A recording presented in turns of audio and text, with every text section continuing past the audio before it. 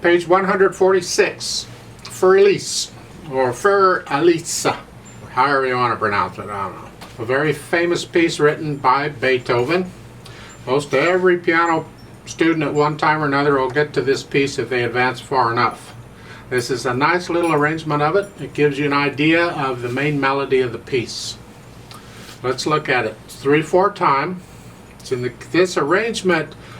It looks like, is it either C major or A minor? So let's investigate this. Is it C major or A minor? Kind of tell by how it sounds. Well, look at the chords. Let's go to the end. That's generally where it is. And it ends on A's. Well, now that tends to lead toward A minor, but let's investigate a little further here. Look at the last few measures in the left hand, because that's the broken chord. Those are the chords for A minor. So I'd say this arrangement is in A minor. At the beginning, 3/4 time, treble and bass clef. It starts out, fifth finger up here, and it starts out on beat 2. See the first measure only has 2 beats in it? Well, that means there has to be a beat somewhere else, because everything's got to work out right, so there's 3 beats in a measure. I mean, that's the rule. So you look around, do you see another beat? And you don't see another beat.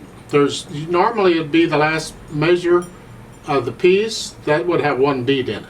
I mean, I think what they need to do is add another measure and then tie that dotted half note over to a quarter note for the other beat. So technically this is incorrect. They really need another beat someplace. However, I'm not going to say anything. I got enough to do already. You can tell them if you want, but here at the beginning they're saying 5, and then 4 on the D sharp. And that's pretty much it. If you can get that, you've got this arrangement. So it's 1, 2, 3, 1, 2, 3, 1, 2, 3, 1. Now that's about it on the left. I don't have a lot to point out. Now just you'll move around a little bit. Take a look at the top of page 147. Your first measure, now in the middle of the line there, it's, now you got to come up 1 to put the 5th finger on the F, and the next line, now you come back down where you were and 5th finger on the E, and you're fine again. And that's really about all the moving you're doing in the right hand. You're just at one spot where you got to go up 1. So you can work that out. Make sure you play all these rests. Don't hold these notes down longer than written, so watch the rests. Left hand just has broken chords. You have here in the A minor.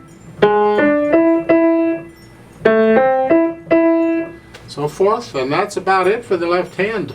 Just here, here, here. So put the hands together very slowly. It's here. 1, 2, 3, 1, 2, 3, 1, 2, 3, 1, 2, 3, 1, 2.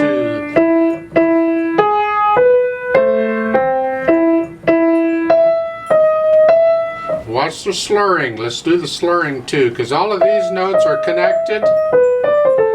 But if you look at the going on, let's start with the last 3 measures of the first line. You're here.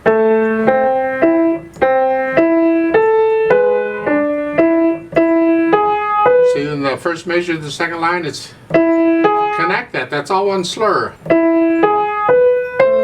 The slurs are overlapping a little bit between the hands. That's kind of nice.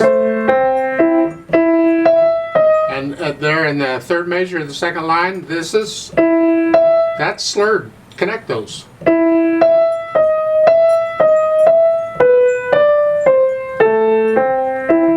Like so. So watch the slurs throughout. As far as dynamics go, you're starting out soft and you have that little swell. So look in the middle of the swell, and here I'm seeing a B about in the middle. I'm going to go to that B and then come back down. 1, 2, 3, here, and then come back down. So you have to plan that out.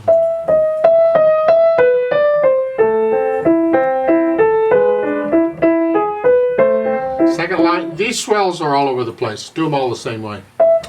Then whenever you get to top of page 147, Again, now we go up to medium loud here in the middle of the line.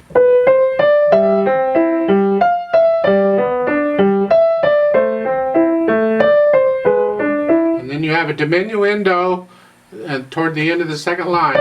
And then you're back to the way you were at the beginning.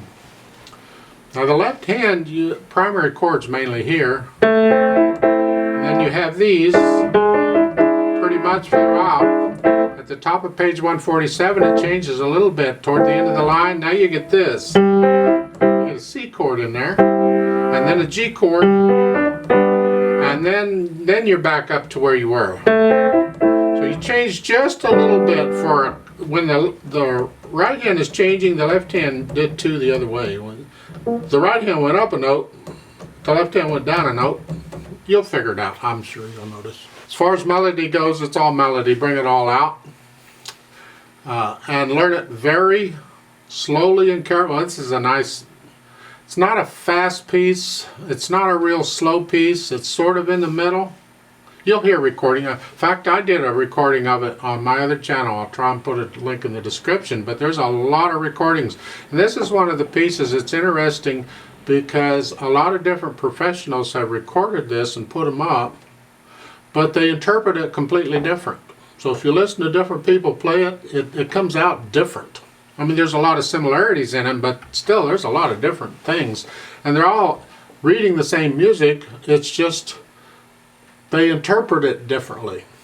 Well, there could be edition changes too. I mean, it depends on what edition you're using, because an editor, musical editor, can alter things, and that gets a little tricky. Then there's a retardando at the end where you'd slow down slightly at the end. Now they've added pedal. That's fine, we can do pedal if you want. You don't need pedal, you do it all without. But let's talk about the pedal. Just go ahead and pedal it just like they're telling you to. At the beginning, you don't pedal this part. But go ahead and pedal this. It's legato pedal, so you push the notes down and then the pedal. And then you change the pedal, you put the notes down, play the notes, and then change the pedal.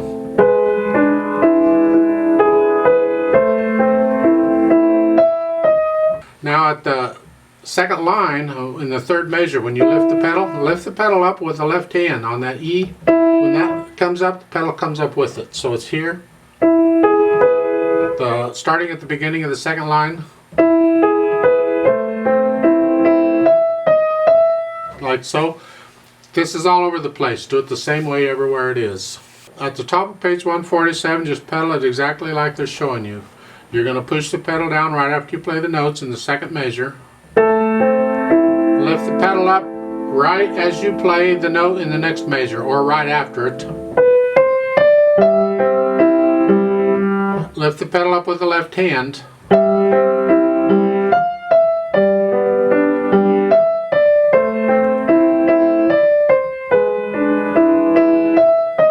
Just the way. Just be very careful with the pedal.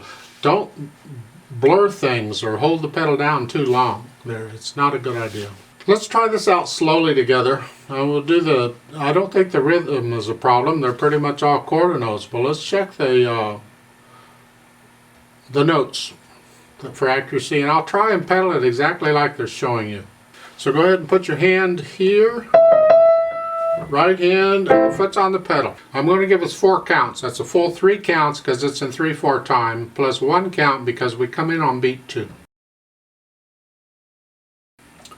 1, 2, 3, go. 1, 2, 3, 1.